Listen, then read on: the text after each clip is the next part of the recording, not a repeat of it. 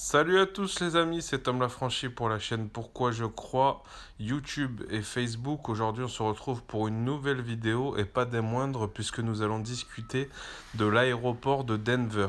Donc ici sur l'image j'ai mis en premier d'abord la ville de Denver pour la présenter.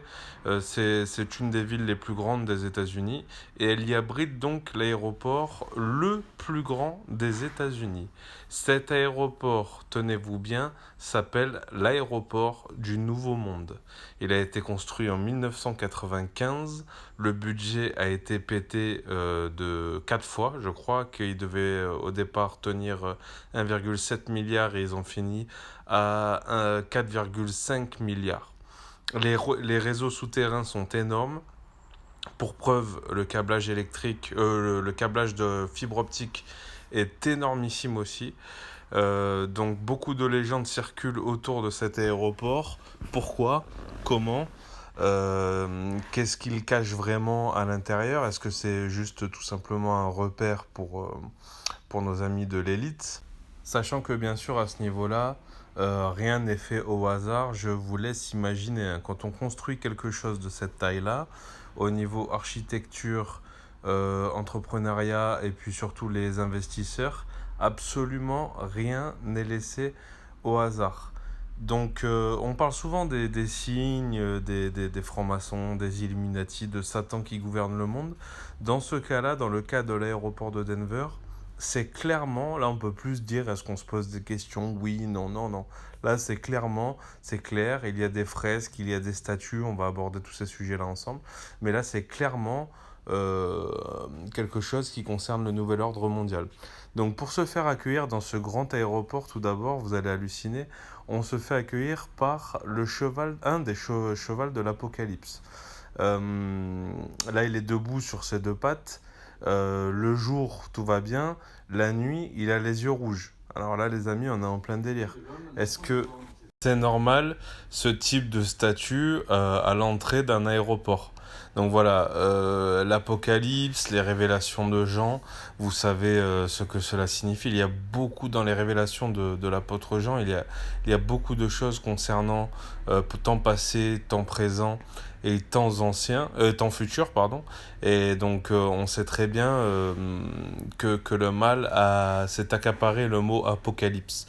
Quand on connaît l'adage de ces gens-là, qui est l'ordre par le chaos, Ordo ab chaos, on sait très bien ce qu'ils veulent faire. Ils veulent créer donc une discorde, ils veulent réduire les peuples, ils veulent contrôler, ils veulent absolument tout contrôler en, en créant donc ce fameux nouvel ordre mondial. Et cet aéroport s'appelle l'aéroport du Nouveau Monde. Voilà, voilà, là on a le cheval de nuit, cambré, avec les yeux rouges. Je crois qu'il n'y a pas plus parlant que cette image.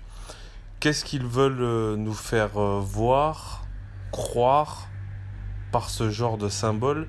Moi, je pense que tout simplement que, bon, déjà, c'est une allégeance, et qu'en plus de ça, ils ont peut-être créé à travers les souterrains des bases dans lesquelles ils pourront venir se planquer quand ça va péter, puisque forcément pour créer un nouvel ordre mondial, il faudra une guerre très certainement la troisième et la dernière, et pour aussi préparer le retour de l'Antichrist, il va falloir que ça pète sévèrement, et à cet endroit-là, ils auront peut-être de quoi s'alimenter et sûrement avoir une grosse base militaire. Pour vous prouver que tout cela est ésotérique, voici un plan de l'aéroport de Denver. Si vous ralliez les points entre eux et que vous faites quelques recherches, vous allez vous retrouver avec l'image d'une croix gammée. Vraiment, elle est légèrement décalée, mais c'est vraiment l'image d'une croix gammée. Donc l'aéroport avec ses pistes et ses souterrains forme une croix gammée.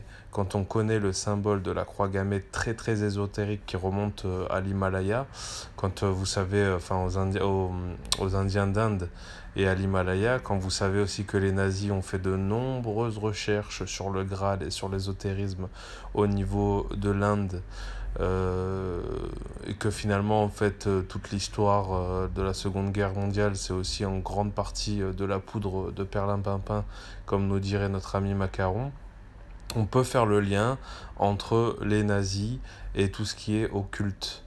Donc pourquoi la croix gammée? Je vous laisse mettre ça dans les commentaires.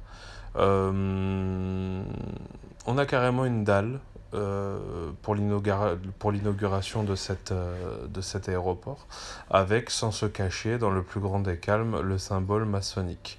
La plupart des gens, il ne faut pas se le cacher, ne savent pas qu'est-ce que c'est que ce symbole, hein. À l'intérieur de cette dalle, ils ont mis ce qu'ils appellent une capsule temporelle qui devra être ouverte en l'an 2194, je crois que c'est 100 ans après.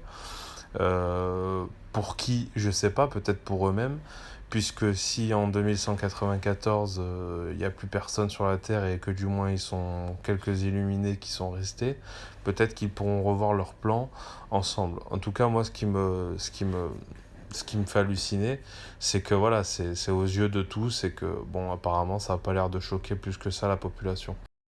Aéroport du Nouveau Monde, cheval de l'Apocalypse, dalle maçonnique. On a aussi des gargouilles. Alors bon, là, on peut faire le lien avec les cathédrales un petit peu partout en Europe.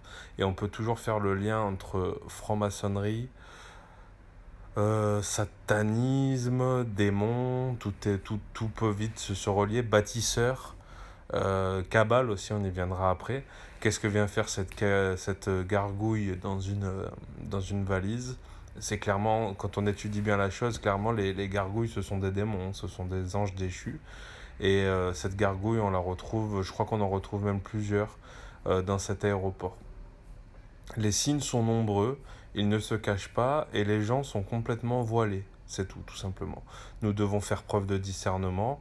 Là, je fais cette vidéo si ça peut éclairer quelques personnes à y voir plus clair. C'est avec joie et je vous encourage donc à continuer vos recherches. Voilà ce qui fait le plus flipper dans tout ça, c'est les fresques qui ont été peintes par le peintre Léo Tanguma, qui habituellement ne fait pas du tout ce genre de peinture.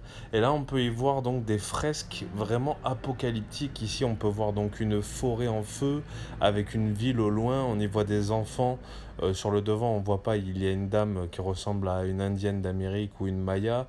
Voilà, on y voit des animaux enfermés dans une sorte de cage de cristal. Le feu, les couleurs, tout est vraiment apocalyptique, c'est-à-dire qu'on y voit vraiment la détresse d'enfants qui ont l'air voilà, de partir, comme si quelqu'un avait détruit leur monde, le beau monde dans lequel ils habitent, plein de couleurs et de bonheur qui est en train d'être détruit par les flammes. Donc il faut vraiment bien analyser. Si vous avez des avis, des commentaires, laissez-les en bas, qu'on y voit plus clair tous ensemble. Cette fresque-là est particulièrement parlante parce qu'on y voit une sorte de soldat nazi avec un masque à gaz allongé. Il est mort, il est gris. Au milieu aussi, on y voit un jeune homme blond qui est en train de frapper sur une enclume.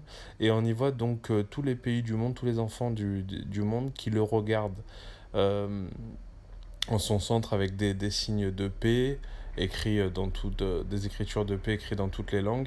Et bien sûr, le fameux drapeau, l'arc-en-ciel qu'on voit derrière, qu'on peut aussi référencer avec ce nouveau monde LGBT, ou aussi le symbole de Dieu dans la Genèse qui a fait allégeance aux hommes de ne plus jamais détruire la terre par les eaux, en Genèse dans l'histoire de Noé.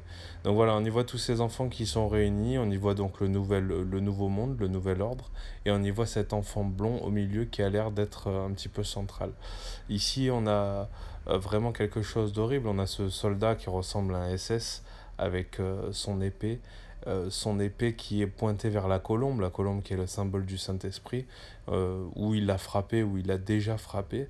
On y voit des enfants morts, hein, des mamans qui portent des bébés, une sorte de génocide.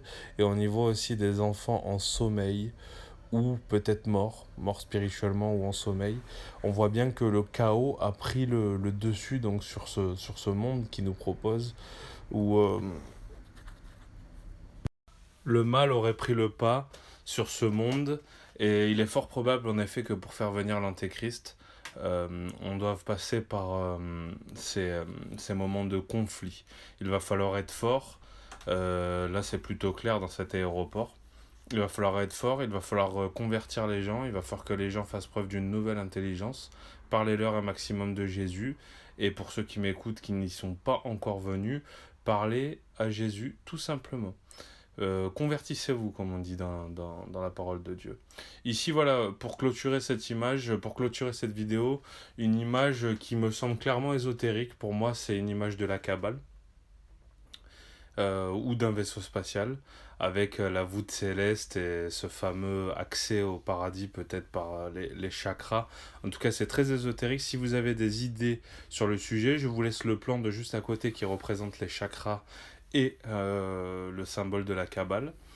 Cette vidéo est bientôt terminée les amis, je vous encourage donc à la partager un maximum et j'espère qu'elle vous a plu. Un petit pouce bleu, un partage et surtout des commentaires à gogo pour qu'on discute de tout ça. À bientôt.